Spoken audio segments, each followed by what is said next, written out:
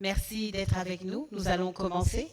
C'est une session qui va porter sur le retour d'expérience et enseignements sur le déploiement des énergies renouvelables et décentralisées en Afrique francophone.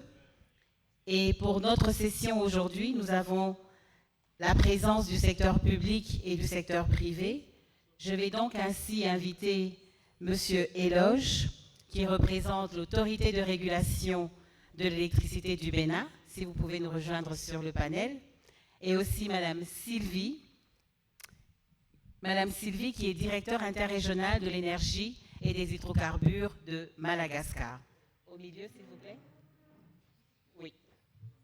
Et Mme Sylvie juste à côté. Et donc, les représentants de l'autorité publique de ces deux pays, le Bénin et Madagascar, vont nous briefer tout au plus pendant 5 minutes sur le contexte, comment le déploiement s'est fait dans ces pays et dans cette région francophone, connaissant les challenges et les différents défis, mais aussi les opportunités que nous avons. La technique, s'il vous plaît. We have a presentation for Benin. We're going to start with that. And I hope the microphone is also working. Monsieur Eloge, présentez-vous s'il vous plaît. Et dès que la présentation est disponible, vous pouvez commencer. Merci. Ok, merci Madame Catherine et ses participants. Bonsoir. Moi, c'est Eloge Mihira. Je suis directeur des énergies renouvelables et de l'efficacité énergétique au niveau de l'autorité de régulation de l'électricité. C'est bon pour la technique, s'il vous plaît? Je peux.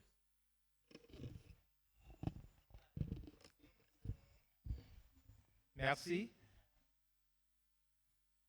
Donc, je suis ici pour partager avec vous les retours d'expérience et les leçons apprises au Bénin par rapport au déploiement des énergies renouvelables décentralisées. Et en réalité, je suis à l'autorité de régulation de l'électricité. Et lorsque je parle de l'autorité de régulation de l'électricité, c'est une autorité administrative dotée d'une personnalité morale, une autonomie financière et placée sous l'autorité du chef de l'État.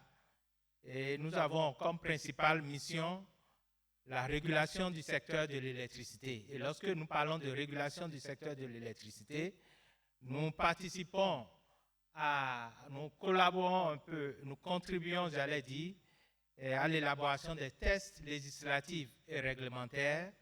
Et notamment, nous veillons, nous assurons au respect de ces textes par les différents acteurs du secteur, l'intérêt général de tous les acteurs, que ce soit privé, public et du consommateur, l'équilibre financier du secteur, la continuité et la qualité de service. Nous veillons au développement rationnel et harmonieux du secteur de l'électricité. Donc, de par ces rôles spécifiques, vous pouvez entrevoir déjà notre rôle en termes de déploiement des énergies renouvelables décentralisées. Lorsque nous parlons du marché de l'électricité au Bénin, en lien avec les énergies renouvelables décentralisées, nous avons 3 types d'activités, 3 types de marchés dans lesquels ces énergies renouvelables décentralisées sont développées. Nous avons en un premier temps l'électrification hors réseau dont nous avons parlé et qui est une activité réglementée. Nous avons la vente des systèmes solaires photovoltaïques individuels ou collectifs ou pico-solaires, pico-centrales, j'allais dire, qui constituent un marché un peu plus libre et seulement régulé lorsque nous avons des participations en termes d'aide au financement, de subventions de partenaires. Et le troisième volet, qui est un peu privé, mais également régulé, c'est l'autoproduction de l'électricité. Au Bénin, pour décrire un peu la situation, comment ça se présente le déploiement des mini-réseaux, Pour les promoteurs, grâce à un cadre incitatif qui a été mis en place, un cadre attractif depuis 2018, nous avons l'intervention au Bénin de plusieurs promoteurs qui se sont installés, ont installé des mini-réseaux qui sont à date opérationnels. On peut compter une quarantaine, 44 mini-réseaux installés opérationnels depuis l'avènement de ce nouveau cadre réglementaire. Et ces 44 mini-réseaux sont gérés par des opérateurs privés. Nous avons une expérience pas très bonne parce que le gouvernement en 2017 a installé plusieurs mini-réseaux et ce que nous déplorons et qui a été corrigé avec le cadre et mis en place par la suite, c'est la phase d'exploitation n'a pas été anticipée. Nous parlons généralement des 66 mini-réseaux, vous allez voir, construits sur le budget national et qui ont été, dont la mise en concession est en cours aujourd'hui, parce que pour la plupart, la gestion a été difficile. Mais il faut noter que pour ces quarantaines de mini-réseaux, nous avons une part de subvention qui avoisine les 50%. C'est entre 37 et 52%. Et c'est suivant un principe RBF, comme vous le connaissez, le financement basé sur les résultats. Bon, pas tout à fait ça. Il est indiqué aussi quelques indications sur le tarif. Pour les distributeurs de kits, nous en avons aussi beaucoup. Je viens de dire que c'est un marché assez libre.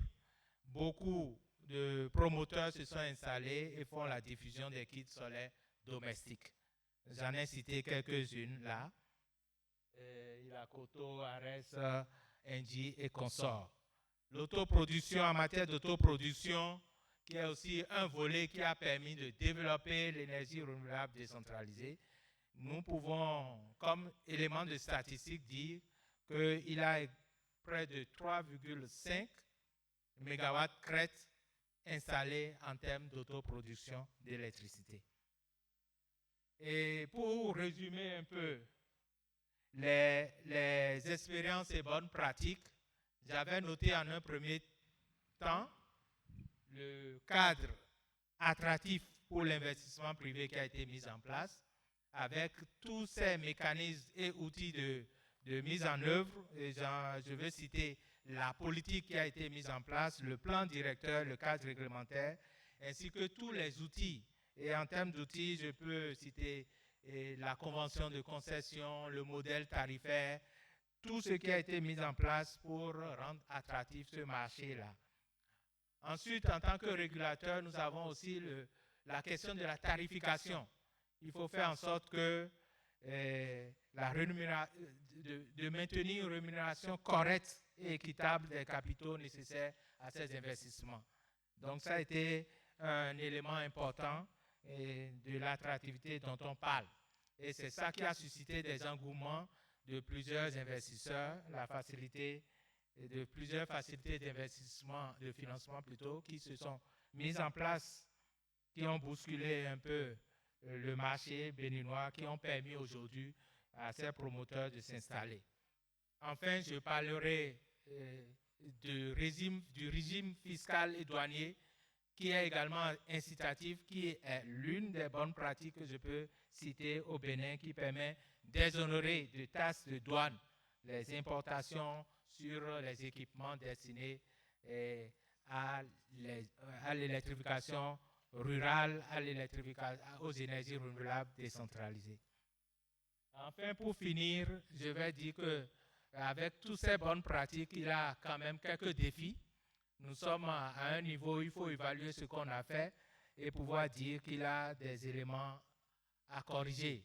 Et les défis que je m'en vais citer ici pour vraiment booster l'investissement au niveau de l'électrification hors réseau, je voudrais citer le besoin et la nécessité de plus d'accompagnement de l'État dans le processus d'accès au foncier, parce que nous avons fait le constat que les problèmes de sécurisation de la terre ont constitué des situations qui ont rallongé les délais dans le processus d'octroi des conventions de concession. Il faut faire en sorte que l'État puisse aider dans les études de faisabilité, les études d'impact social et d'impact environnemental et social antérieures à la définition de ces projets.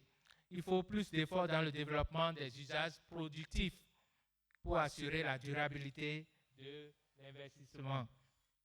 Nous faisons aussi le constat que le tarif de l'électricité vendu aux consommateurs est un tarif relativement élevé et il nous faut vraiment trouver des solutions pour corriger ce fait. Le besoin de subventions plus élevées ou d'exonération de TVA, toute autre chose qui peut contribuer à baisser ce tarif pour permettre plus d'affaires pour les promoteurs.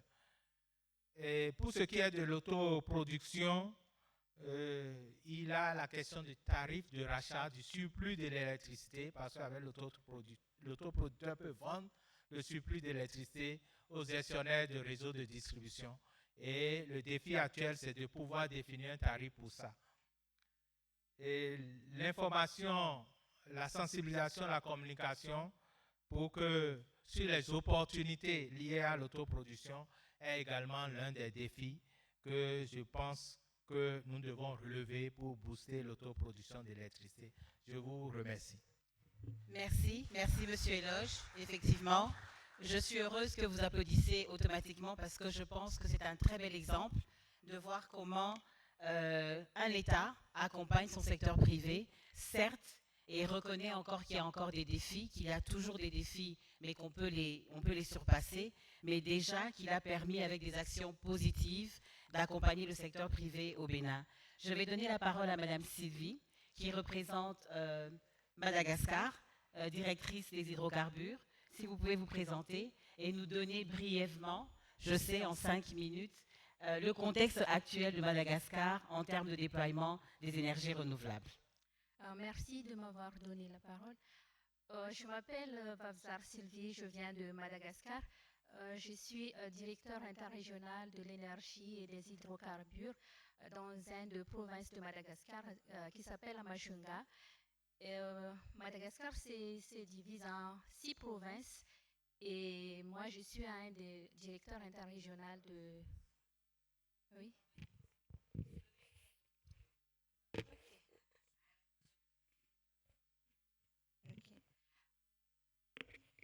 Je répète encore. D'accord. Et je suis directeur interrégional dans une des provinces de Madagascar qui s'appelle la Majunga. Et je vais parler brièvement par rapport à notre ministère.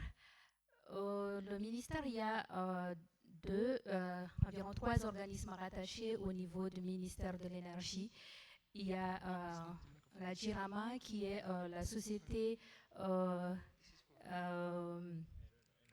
d'électricité à Madagascar qui s'occupe surtout sur la zone urbaine et les zones urbaines. Et il y a aussi ADER, l'agence de l'électrification rurale, qui occupe principalement de l'électrification des zones rurales. Il y a aussi des ORE, c'est l'organisme de régulation de l'électricité qui s'occupe sur les tarifs de l'électricité.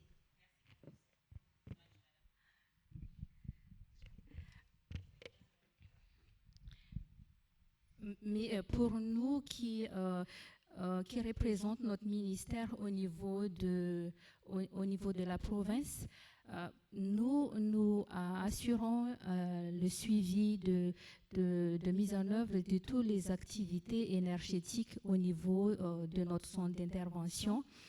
Et nous travaillons aussi en collaboration avec des opérateurs ou des projets qui interviennent dans nos provinces, surtout pour les aider à faciliter, pour les intégrer dans notre région. Par exemple, par rapport au Bénin, là, il y a le problème foncier. Mais nous, les directeurs interrégionaux, nous aidons les opérateurs à trouver des terrains en travaillant en collaboration avec les autorités locales, avec les gouverneurs et aussi avec les maires des communes. Et à part ça aussi, comme l'ADER se centralise au niveau du ministère central, on travaille aussi en collaboration avec l'Agence de l'électrification rurale parce que nous représentons notre ministère au niveau de notre région ou au niveau aussi de notre province. Et nous suivons aussi la mise en œuvre des travaux et d'installation de toutes les centrales électriques au niveau de notre région, même que ce soit urbaine ou rurale.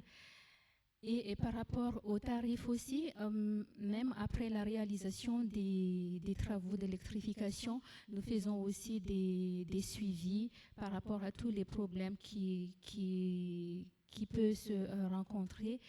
Et nous donnons des rapports au niveau des ministères.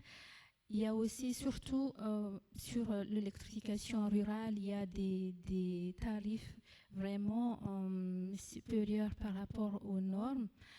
Et c'est nous, au niveau des régions, qui, en faisant des suivis sur terrain, et on fait des rapports au niveau des ministères, au niveau des offices de régulation des tarifs pour régler, par exemple, le problème de tarification. Et quant aux procédures d'acquisition des contrats, des concessions ou de contrats d'autorisation pour les entreprises ou les projets qui veulent s'investir dans l'électrification rurale, c'est au niveau du ministère central qui s'occupe de toutes les procédures. Il y a deux procédures, il y a des procédures d'appel d'offres et il y a aussi des candidatures spontanées. Et tout ça, c'est au niveau de notre ministère central qui s'occupe de tout ça, mais au niveau de la mise en œuvre, ce sont les directions interrégionaux qui occupent le suivi de toutes les mises en œuvre des activités. Merci, Madame Sylvie. Sous vos applaudissements, s'il vous plaît. Est-ce que je peux encore continuer? Oui, bien sûr. Un peu. Mais actuellement, parce que Madagascar aussi a signé le pacte énergétique M300, il y a beaucoup de challenges à faire par rapport à tout ça, parce qu'actuellement, on est à 36%. 36% de la population malgache ont accès à l'électricité. Et notre objectif en 2030, c'est 80%. Il y a 44% d'objectifs à atteindre par rapport à ce gap et on a besoin des secteurs privés, on a besoin aussi des investissements par rapport à tout ça. Merci. C'était justement, vous répondez justement à une de mes questions parce que je voulais savoir si au niveau interrégional des provinces, est-ce que vous êtes autonome par rapport à la discussion ou bien à l'octroi des concessions avec le secteur privé, mais vous avez répondu que non. D'abord, il faut passer par le ministère qui est l'autorité centrale et ensuite vous êtes comme une agence qui accompagne dans l'exécution et dans la mise en œuvre des projets. On n'est pas autonome. On n'est pas autonome, mais parce que j'ai déjà évoqué que toutes les procédures d'acquisition de contrats d'autorisation ou de contrats de concession, on le fait au niveau central. Mais quant à la mise en œuvre, nous accompagnons les entreprises ou bien les opérateurs qui ont déjà les contrats d'autorisation. Pour la mise en œuvre, c'est nous qui fait les suivis de toutes les mises en œuvre, des contrôles aussi des qualités des travaux. Merci beaucoup. Je ne sais pas si dans l'audience, nous avons quelques questions pour le Bénin ou pour Madagascar. Je suis déjà ravie de voir que le Bénin a lancé un appel au secteur privé en disant qu'il y a quand même un gap de 44% qu'on aimerait bien voir réduit d'ici 2030, vu le taux actuel de Madagascar qui est à 36%. Est-ce que nous avons une question dans la salle pour l'équipe Madagascar ou l'équipe Bénin? Non, ça a été très clair. Ben, moi, je vais juste demander à Monsieur Éloge, rapidement, quand il s'agit du cadre réglementaire et des politiques que vous mettez en place, quels sont les réels ou les principaux obstacles que vous rencontrez pour déployer cette législation-là pour le secteur privé ou pour les investissements que nous pouvons, qui pourraient intervenir au Bénin? Merci. Oui, lorsque nous parlons effectivement de politique, j'allais dire que je vois autrement la chose. Si la politique est bien définie et montre l'engagement ferme de l'État à faire, à déployer vraiment les énergies renouvelables décentralisées, et l'accompagnement, le privé est intéressé et se manifeste. Le reste, c'est de pouvoir faciliter les procédures parce que dans le cas du Bénin, le premier constat qu'on fait, malgré que la politique est là, le cadre est assez incitatif, et les premiers obstacles ont été les questions de procédure. Il faut former davantage tous les acteurs à jouer pleinement leur rôle, de sorte que le processus d'octroi de concession soit assez fluide. Donc, en termes de cadre réglementaire, c'est un peu perçu ici, au Bénin, comme un atout, et c'est plutôt un atout, mais la difficulté réside dans son application. Et dans le cas du Bénin en particulier, la vision étant claire, le cadre en place, et la question que ce cadre a apportée, c'est qu'est-ce qui se passe, pour ce qui concerne les mini-réseaux bien sûr, qu'est-ce qui se passe lorsque le réseau rattrape le mini-réseau?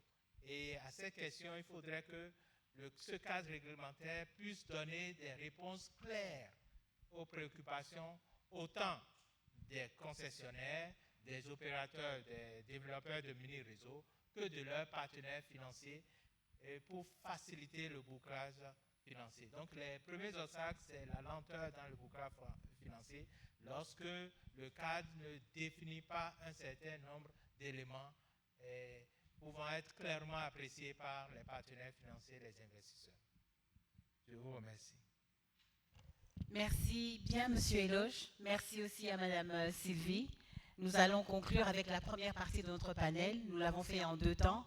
Le premier temps, c'était le secteur public qui nous a présenté 2 cas pratiques, celui du Bénin et celui de Madagascar.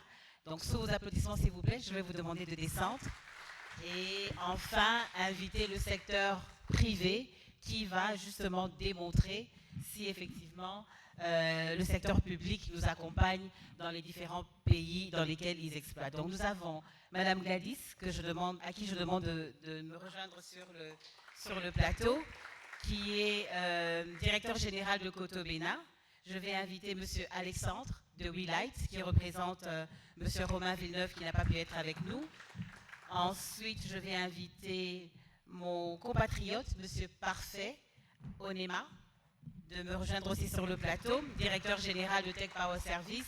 Et enfin, Monsieur Philippe Robert, Managing Director chez Engie Energy, Access Uganda. Alors, chers panélistes, nous avons entendu le secteur public du Bénin et du Madagascar. Vous évoluez au Bénin, au Madagascar et en RDC aussi et en Ouganda. Alors, rapidement, nous allons faire un tour de table. Vous allez commencer par vous présenter, même si je peux commencer par la première question qui va vous être adressée. Et avec votre permission, chers messieurs, je vais commencer par Madame Gladys, pour lui demander rapidement... Coto-Bénin propose des solutions solaires hors réseau dans les zones rurales. Quels sont les principaux enseignements tirés de vos projets au Bénin et comment ces expériences influencent votre stratégie de croissance? Commencez par vous présenter, s'il vous plaît. Merci beaucoup. Bonsoir à toute l'Assemblée. Vous avez effectivement Gladys Alarassa, ingénieure électrotechnicienne de formation et actuellement la directrice générale de Coto-Bénin. Il faut rappeler que Koto est un groupe composé de 3 filiales principalement, le Bénin depuis 2017, le Burkina Faso depuis 2018 et la Côte d'Ivoire depuis 2023. Nous nous définissons comme un opérateur de services essentiels, principalement sur les questions d'énergie, d'Internet pour l'accès à l'information et de FinTech pour le développement communautaire afin de travailler sur l'autonomisation des populations mal desservies. Et cela passe essentiellement par une entrée avec des kits solaires domestiques d'une gamme entre 50 watts-crête à 250 watts-crête et un modèle basé sur du PayGo, donc paiement échelonné allant d'1 à 3 ans, avec des services inclus comme la maintenance à domicile pour le client durant toute la durée du contrat et l'assurance vie que nous avons développée avec des partenaires. Et pour venir à la question des enseignements que nous avons tirés depuis que nous sommes sur ces différents marchés, elles sont nombreuses. Je vais principalement d'abord les résumer par la connaissance du client à la base, l'écoute vraiment des clients à la base. Nous avons retenu que les écouter nous permet vraiment d'apporter la meilleure solution pour qu'elle soit durable et qu'elle reste également accessible à toute la base de la pyramide. Aujourd'hui, nous avons identifié d'abord comme principaux éléments une qualité de produit, d'accord, qui soit facile d'accès, soit par des paiements échelonnés, soit par le coût d'entrée ou d'accès pour le dernier client. Et cela en se basant sur des critères d'évaluation du scoring, de crédit scoring, pour assurer la rentabilité du modèle. Effectivement, sur cette cible, l'accès financier est un défi. N'empêche que nous pouvons l'améliorer en sollicitant des partenaires, ce qu'on a eu à faire déjà à démontrer sur bien de projets. Au-delà, c'est également renforcer aujourd'hui cette culture des usages productifs qui permet d'accroître le revenu de ces clients à la base et d'augmenter leur pouvoir financier dans l'accès sur des produits solaires. Et dernier élément que je vais ajouter à cela, c'est développement de portefeuille, vraiment pour des solutions additionnelles, développement de portefeuille et développement de partenariats avec les institutions publiques et privées, beaucoup plus privées dans notre cas. Je veux citer les assurances, les microfinances, qui permettent de réduire le gap financier et d'améliorer les services à la base, comme du nanocrédit et des microassurances. Merci. Merci beaucoup, Madame Gladys. Je vais me tourner vers Monsieur Alexandre, qui représente WeLight. Et je pense que vous opérez déjà avec succès à Madagascar et vous avez l'intention aujourd'hui d'aller vers le Mali. Alors, comment de Madagascar vous allez vers le Mali et quelle est votre expérience aujourd'hui de ces deux marchés francophones? Ok. Tout d'abord, je voudrais dire que sans le secteur public, une entreprise comme WeLight de mini-réseaux solaires n'existerait pas. Donc vraiment, je pense que c'est quand même la base. C'est grâce à un partenariat public-privé efficace, et j'en profite pour remercier le ministère de l'Énergie qui est là, l'Agence d'électrification rurale, qui permet qu'en fait, on existe. Hein. Sans eux, on n'est rien. Donc, WeLight est une entreprise qui fait du mini-grid à Madagascar. Aujourd'hui, on a 172 mini-grids opérationnels sur la grande île. Ça représente à date 40 000 connexions, donc 200 000 personnes électrifiées qui utilisent notre électricité tous les jours. Et donc ça, c'est déjà c'est à peu près une histoire qui a duré 5 ans qui nous a amené à cette étape. Et en effet, depuis déjà 2 ans, on est au Mali, 2-3 ans même. On a lancé aujourd'hui, on a 15 villages en opération sur le Mali. Donc pareil, on travaille avec le ministère, l'agence d'électrification rurale, donc qui s'appelle l'AMADER au Mali, et qui nous permet d'avoir à peu près 3500 connexions, donc à peu près 15 000 personnes connectées qui utilisent notre électricité. Et donc en effet, on a essayé de structurer, d'industrialiser notre modèle. Je pense que c'est un peu l'ADN de l'entreprise de WeLight, c'est de se dire le mini-grid peut être un marché, avec ou sans subvention. Ça, c'est un autre sujet, mais en tout cas, et pour ça, il nous faut de l'échelle. On ne peut pas avoir 10, 15 villages dans un pays et être rentable. Enfin, on ne pense pas en tout cas. à Madagascar, il nous faut au moins 20 000 connexions pour être break-even, pour être rentable, un peu moins sur le Mali parce que la consommation est plus élevée. Et donc, toute l'approche a toujours été assez industrielle, avec une approche de volume. Et on fait du transfert de compétences de Madagascar vers le Mali, que ce soit sur les sujets IT, parce qu'il y a beaucoup d'IT dans notre business, les sujets techniques, de dimensionnement, et bien sûr on essaye de répliquer en s'adaptant au niveau de notre modèle. Et on essaye d'être lean le plus possible pour que voilà, on soit rentable.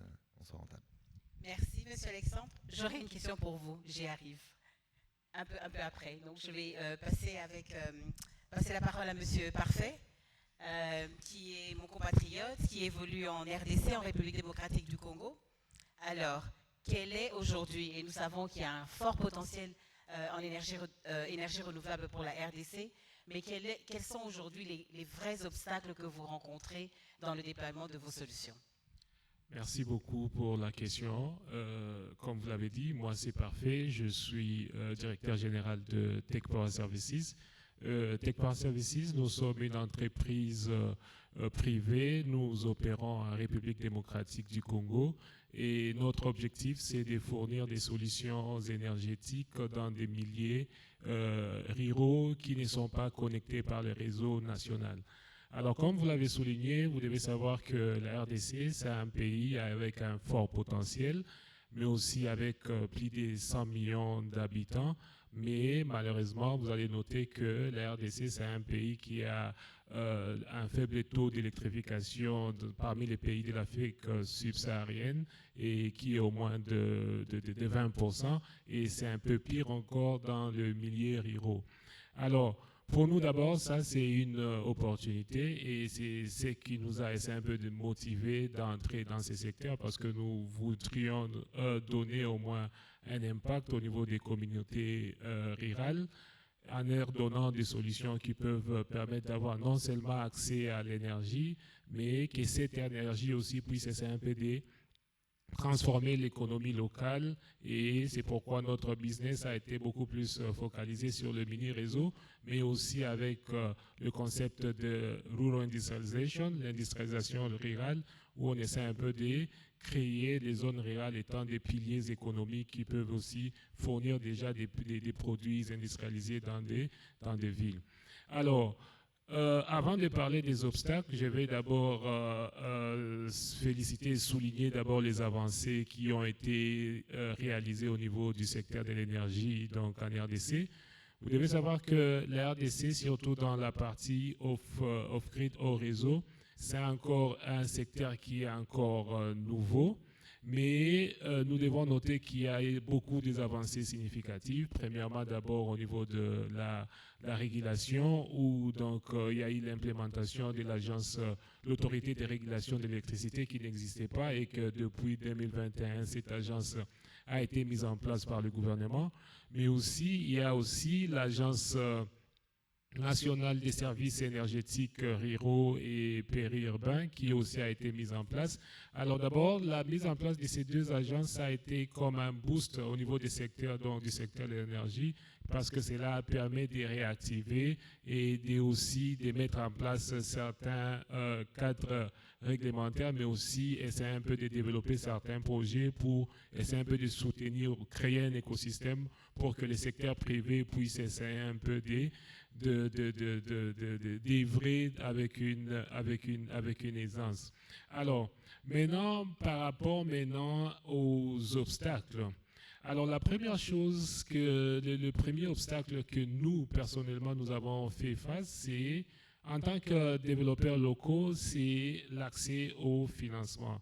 Imaginez, parce que nous avons commencé un programme ambitieux qu'on appelle le service énergétique décentralisé dans milieu ruraux, où nous planifions construire 100 mini-réseaux au niveau de la partie est, la partie centre de la République démocratique du Congo. Nous avons eu, par exemple, un financement pour essayer un peu de faire des études de faisabilité depuis 2021 et nous avons fait des études de faisabilité pour 5 sites. Alors, il fallait maintenant que l'on puisse essayer un peu d'avoir, par exemple, l'argent pour implémenter maintenant ce projet. Alors, le premier, c'est que La RDC, le marché du secteur au réseau étant un marché qui était d'abord nouveau, c'était un peu difficile d'abord de trouver donc, de l'argent de la part des services du gouvernement parce que ces programmes n'étaient pas encore en place. Et c'est pendant ces temps-là où ils étaient en train encore de mettre le programme tel que le fonds Mwinda pour essayer un peu d'aider aussi le secteur privé. Ça, c'était un challenge. Maintenant, au niveau des investisseurs ou des autres services qui fournissent des finances au niveau des entreprises privées, c'est que, étant donné que la RDC, c'était un marché qui est nouveau, c'est que donc beaucoup n'avaient pas encore investi dans des compagnies en RDC. C'était un peu difficile, par exemple, pour nous d'essayer un peu d'avoir accès à ces fonds. Alors, ça a été vraiment le plus grand challenge. Mais sinon, avec maintenant des programmes aujourd'hui comme la Banque mondiale et d'autres programmes, nous commençons à voir que ces problèmes sont en train d'être résolus petit à petit. Mais aussi, le deuxième challenge, c'était beaucoup plus aussi au niveau de la réglementation, parce qu'en RDC, il y a une loi de 2017, de loi du secteur de l'électricité qui a essayé un peu de libéraliser le secteur de l'électricité. Mais pendant ces temps, on a libéralisé, mais c'était beaucoup plus dans le contexte des opérateurs on-grid.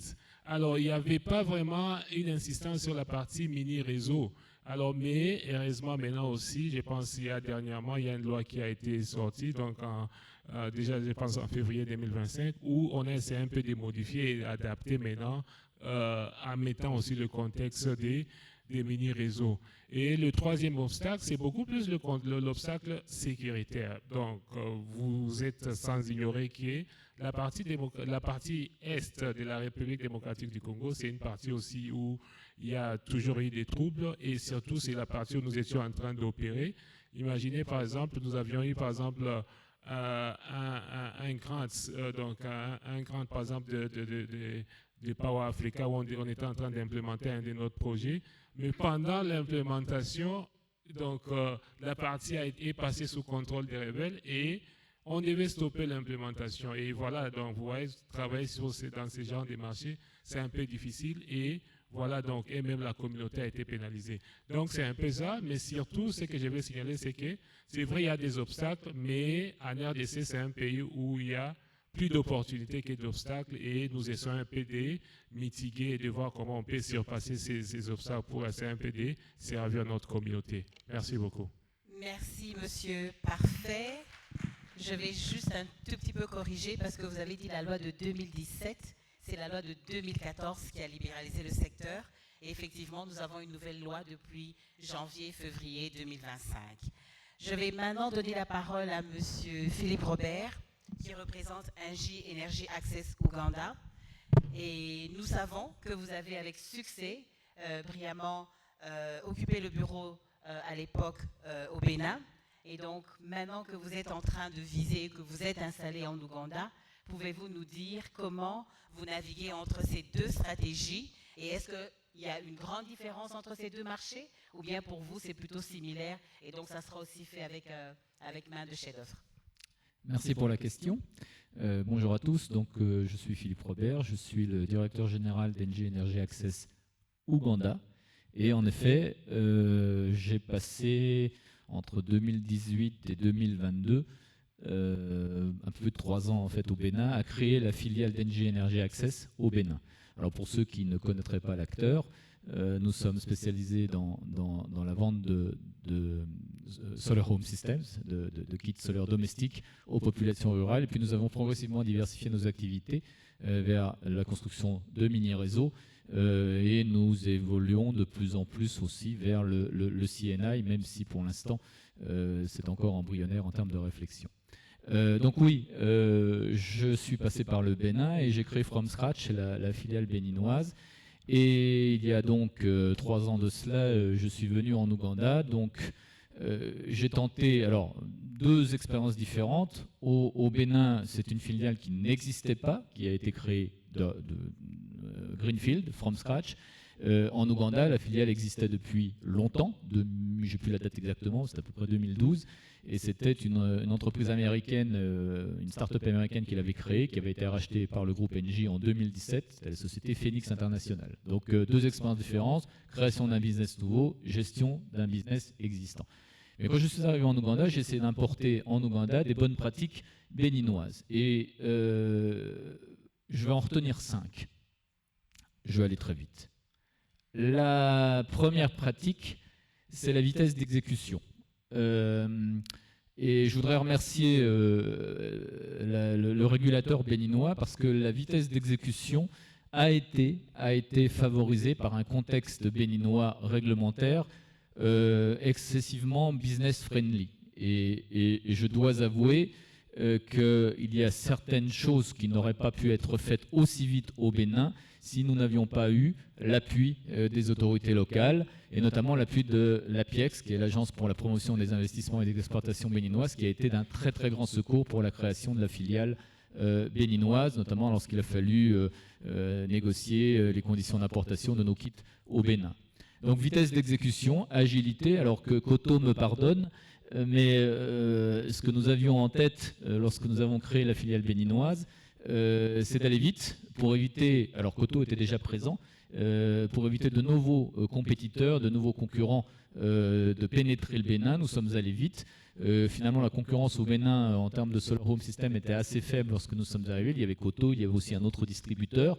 Nous étions le troisième. Nous sommes allés vite pour prévenir d'autres compétiteurs d'entrée. Je crois que nous avons réussi sur ce point-là. Premier facteur de succès, la vitesse d'exécution et bonne pratique que j'ai essayé d'importer ici en Ouganda. La deuxième pratique, c'est la proximité avec les agents de vente, qui sont des contracteurs, qui ne sont pas des salariés à plein temps de l'entreprise, et également le rapport avec les communautés qui nous ont aidés à les recruter.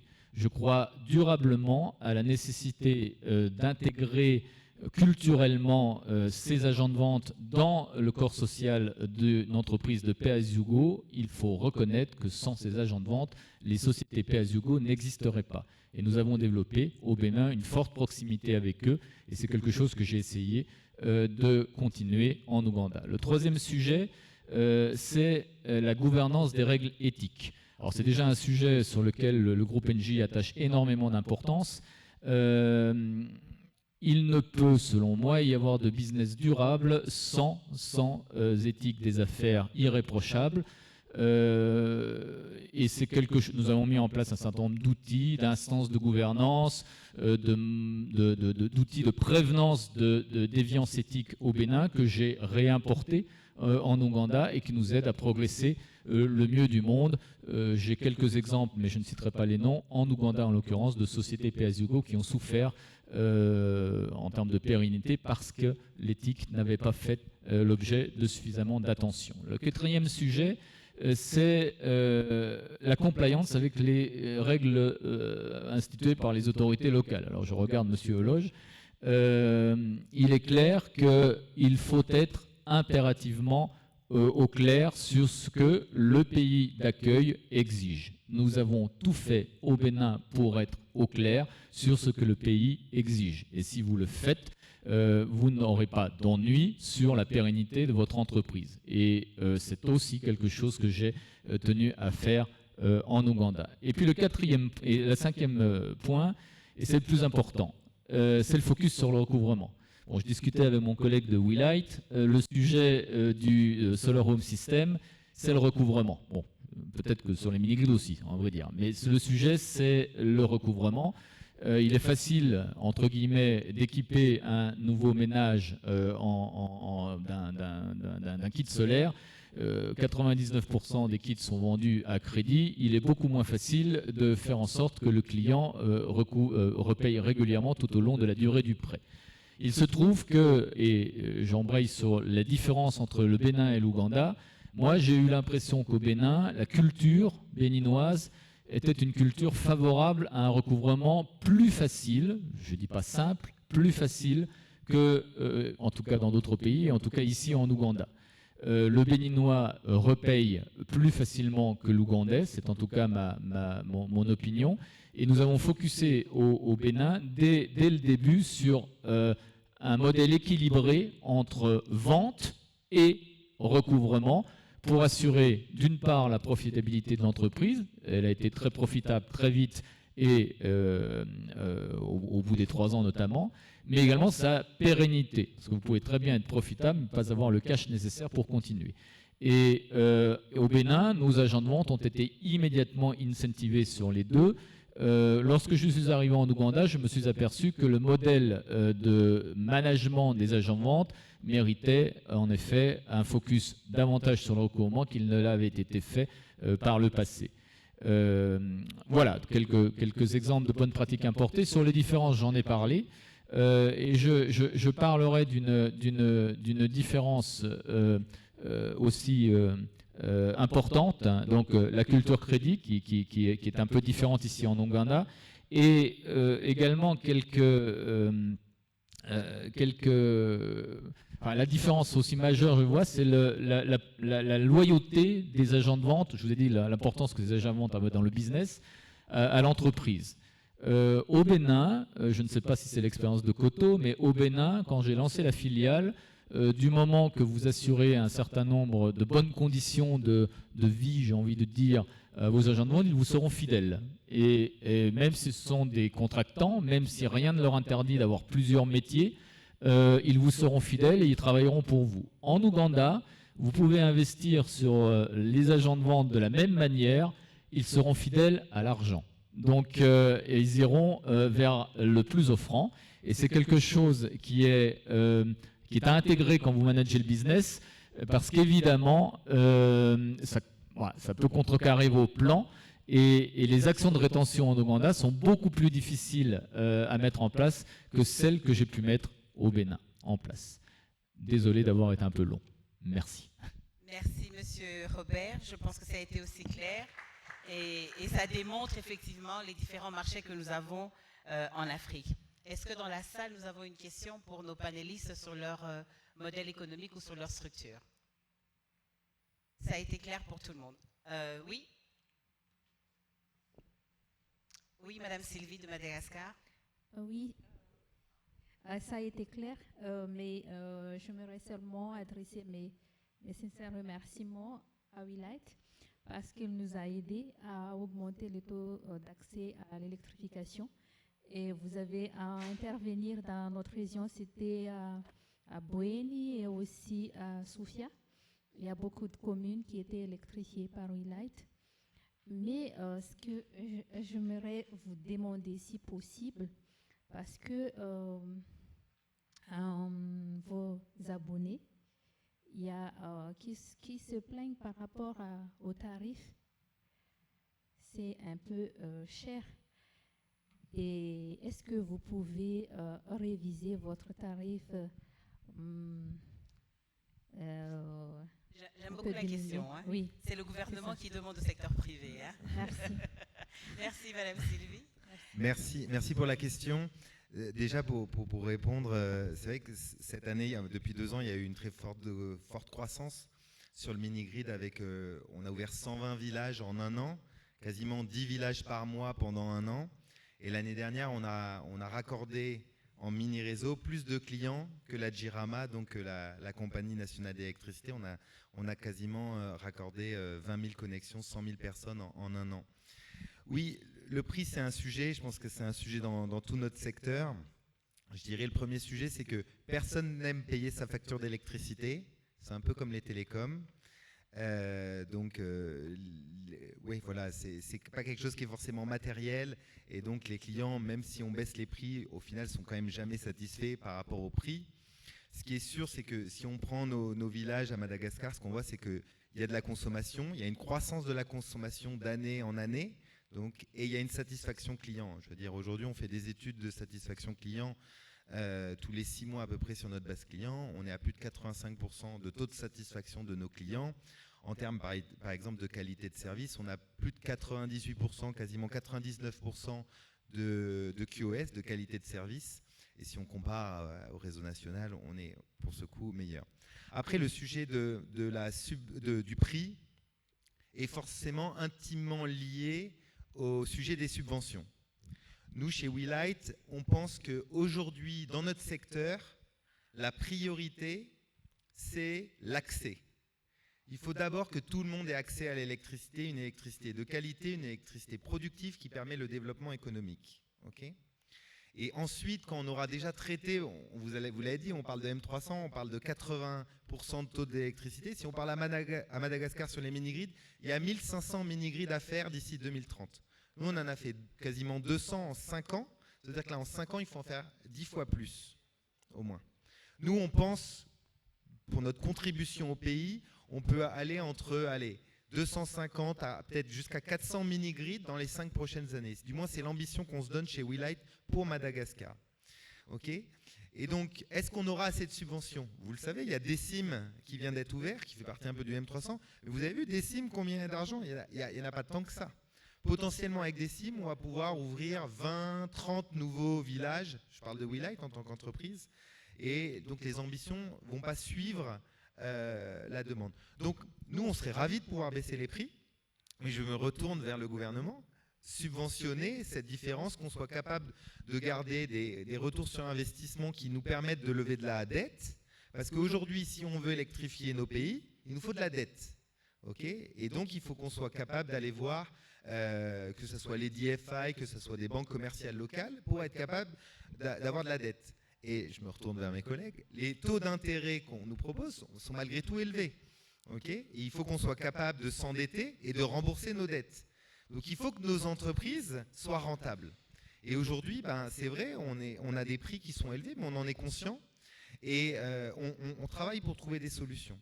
Donc je pense que aujourd'hui, avec, comme vous l'avez dit, M300, il n'y a jamais eu autant d'accent, de lumière sur notre secteur, et potentiellement autant d'argent qui devrait affluer. Je dis bien qui devrait parce que on a eu des expériences parfois douloureuses avec des bailleurs. Je parle sur de la subvention. Il était prévu qu'on reçoive de la subvention. Finalement, on n'en a pas eu ou pas autant qu'on voulait.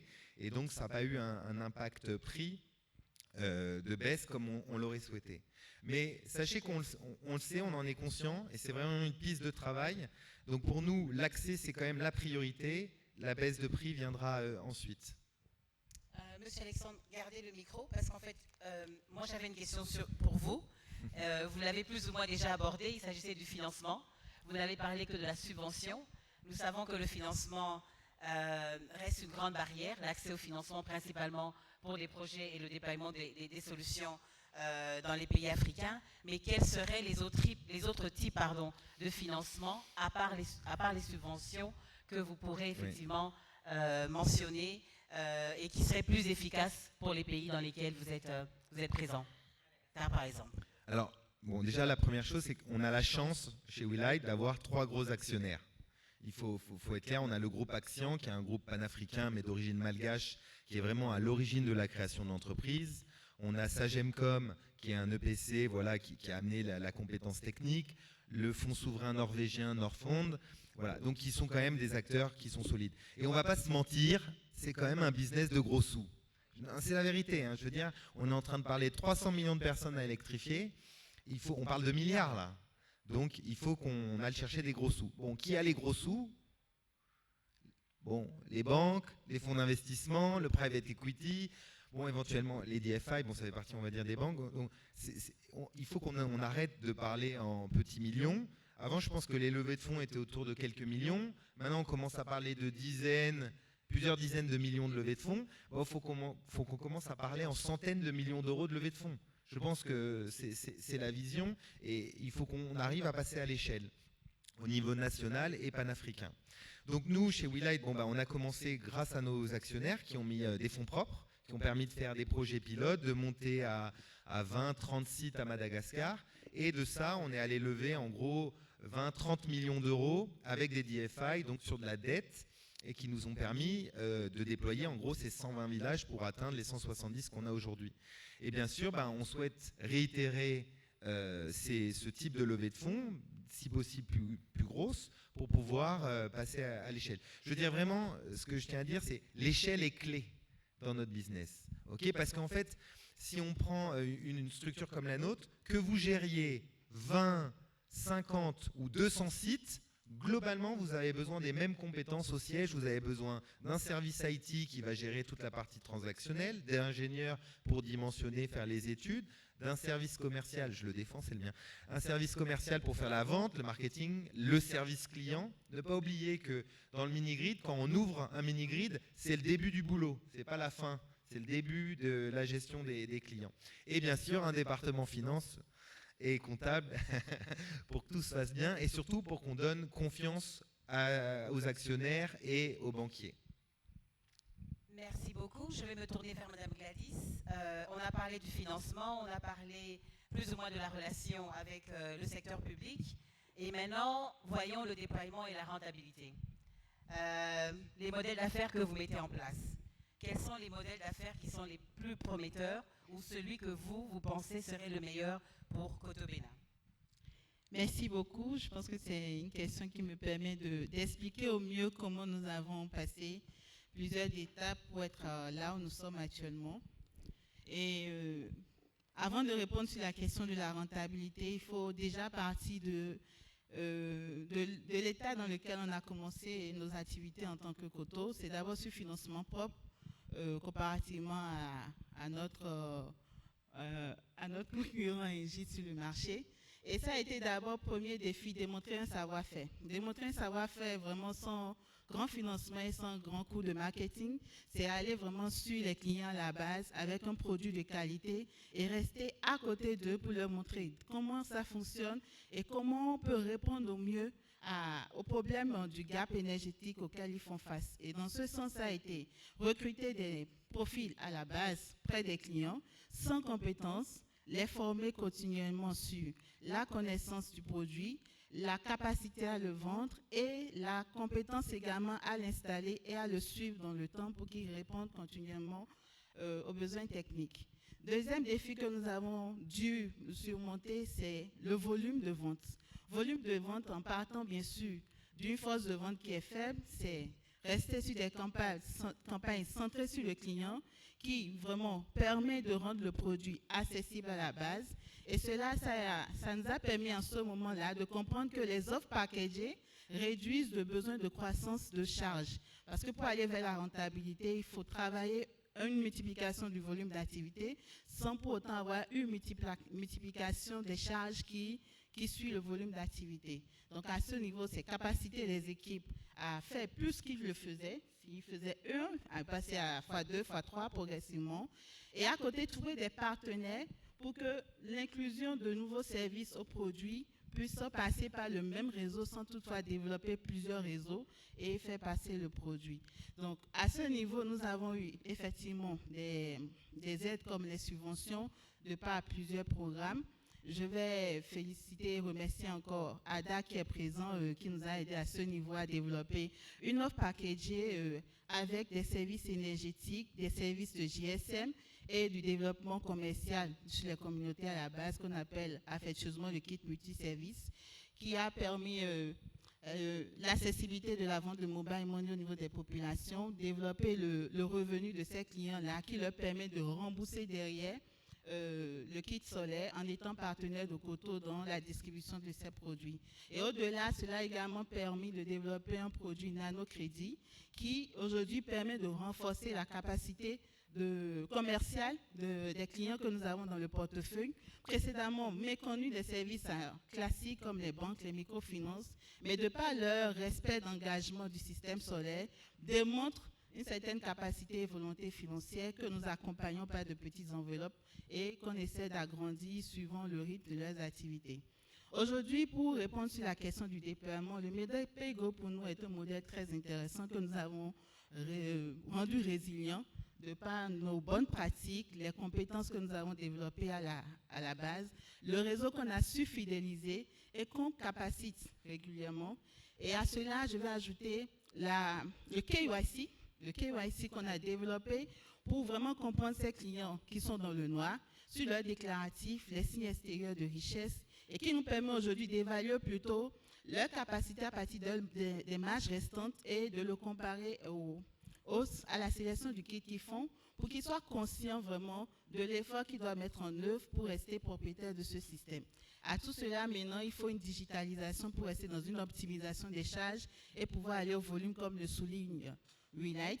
Vraiment, sur notre modèle du PEGO, le volume est nécessaire. Nous sommes sur une cible qui n'a pas vraiment des revenus intéressants pour qu'on puisse dire que sur un seul échantillon, nous avons de la marge intéressante et bénéficiaire, mais plutôt rester sur une solution qui répond aux besoins à la base, qui fait que le client trouve en face de lui un partenaire qui est à l'écoute de ses besoins, qui sait lui apporter la bonne solution et la meilleure solution rapidement, parce qu'on est déjà à côté de lui, on vit avec lui, et qui au-delà peut lui permettre d'ajouter des services auxquels il serait intéressé parce que sa vie change. Koto, c'est vivre mieux. Donc, c'est vraiment vivre mieux parce qu'on a l'énergie, on fait plus d'activités, on a plus de revenus, on veut grandir, on veut avoir de financement, on peut venir vers Koto. Mon matériel a un problème, je peux revenir vers Koto parce que Koto a un service de maintenance qui me permet de maintenir mon produit solaire dans le temps, malgré peut-être les défis de stockage, voilà, de défaillance de matériel, ainsi de suite. Donc, pour la rentabilité, nous sommes convaincus de plusieurs éléments. Déjà, d'un produit qui peut durer dans le temps de façon modulaire pour accompagner la capacité financière du client. Depuis un état de base, il a peut-être des lampions, il utilise peut-être du kérosène, veut passer au soleil, n'a pas les moyens financiers, mais peut-être le forfait qu'il utilise aujourd'hui pour les lampions, le pétrole, peut servir d'abord d'entrer sur un produit solaire et de cet intéressement, de cette satisfaction, consommer un peu plus en capacitant son produit, donc rester modulaire. À côté, avoir en face de lui un opérateur qui sait mettre ensemble plusieurs éléments pour renforcer sa capacité de revenu, donc des offres packagées à définir avec les partenaires comme les assurances, les micro-assurances, des structures de financement qui savent subventionner la création de nouveaux produits pour ces cibles à la base dans le rural sans toutefois les amener à se délocaliser pour avoir accès à des services intéressants qu'on trouve souvent dans les milieux urbains. Donc, au-delà maintenant, c'est trouver du financement beaucoup plus élevé, déjà souligné également, qui permet de multiplier ce volume d'activité. Et c'est là où nous sommes aujourd'hui, vraiment, arriver à trouver des investisseurs à ce niveau-là qui veulent faire x10, x20 de ce qu'on a eu à faire. Parce que l'exemple que je peux partager avec vous, c'est 2023, nous arrivons par exemple à démontrer un équilibre EBITDA. Et 2024, on fait une croissance de 25% de revenus et notre EBITDA passe à plus de 25%. Donc ça, c'est pour dire qu'on a travaillé à faire du volume, on a travaillé également à optimiser et à tirer des marges intéressantes. Et on est convaincu qu'en multipliant ce revenu, vraiment la rentabilité est au bout. Et derrière maintenant, c'est une équipe vraiment de qualité, convaincue de la vision de l'entreprise, accompagnée également à être capacité à développer un leadership parce que cette autonomie est nécessaire pour que, en multipliant les offres, en allant sur de marchés intéressants, on ne soit pas obligé forcément à tout reconstruire de zéro. À partir de cette base qu'on a construite avec eux, pour que rapidement, avec une personne, si on en faisait 10, on en fasse 1000, 10 000. Donc ça, c'est ce que je pourrais partager sur le déploiement et sur vraiment le modèle qui nous amène aujourd'hui et qui pourrait vraiment aller vers la rentabilité complète. Merci. Merci beaucoup, Madame Gladys. Merci, si vous pouvez s'applaudir pour elle. Je vais donner la parole à Monsieur Robert, parce que nous sommes en train de parler d'électrification rurale. Monsieur Alexandre a parlé de village, Monsieur Parfait a parlé de zones rurales en RDC, et donc je voudrais voir l'intégration des communautés locales et l'acceptabilité des projets. Vous êtes vous avez navigué dans deux pays différents, et quelle est la stratégie que vous avez mise en place pour impliquer les communautés locales dans le développement et l'exploitation de vos produits? Alors, en fait, et que ce soit au Bénin ou en Ouganda, il n'y a pas de résistance à l'électrification au réseau dès lors que déjà la demande est là. Et que ce soit au Bénin ou que ce soit en Ouganda, la demande a été et est là. L'Ouganda reste un marché fort intéressant pour les sociétés. Oui, ça marche encore.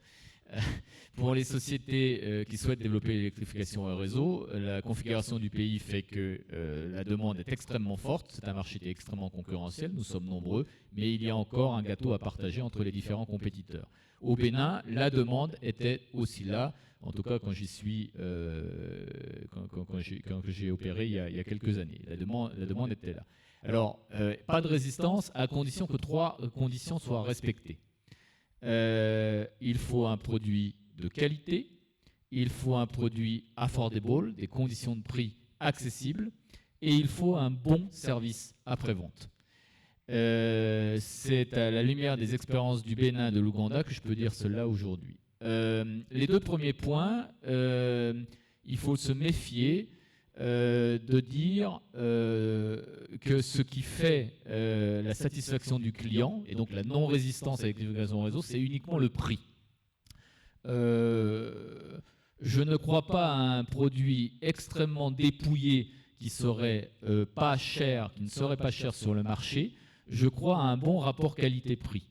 Il faut se méfier à dégrader trop la technicité et la technologie du produit pour permettre un accès à ce produit à des conditions tarifaires faciles. Il faut se méfier de ce raisonnement-là parce que vous serez rattrapé dans le temps par de l'insatisfaction. Les clients, OK, auront acheté le produit à un prix très accessible, mais s'apercevront dans le temps que la qualité du produit a été sacrifiée au détriment du prix, au bénéfice du prix, et ils vont arrêter de payer. Si on était sur un marché où tous les produits étaient achetés en cash, bon, peut-être, mais ce n'est pas le cas.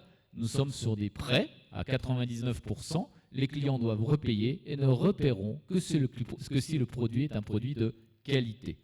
Et donc, je vous ai parlé de la qualité du produit, je vous ai parlé quand même de l'accessibilité du prix. Il y a le service après-vente.